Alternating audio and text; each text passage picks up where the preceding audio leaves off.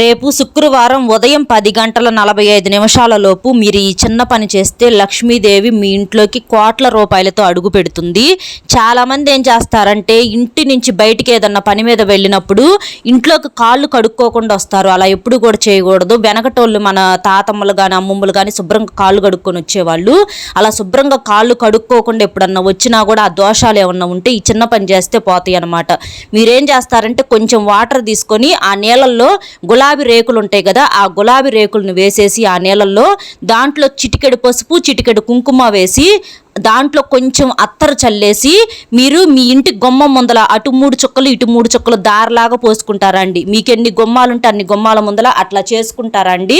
అలా పోస్తే అంతకు ముందల మీరు ఏమైనా పొరపాటున వెళ్ళినా కూడా ఆ దోషాలు ఆ దరిద్రాలు ఏమన్నా ఉన్నా మొత్తం పోయి మీకు డబ్బు అనేది బాగా కలిసి వస్తుంది. లక్ష్మీదేవి అమ్మవారు తిష్ట వేసుకొని కూర్చుంటుంది. శుక్రవారం ఇలా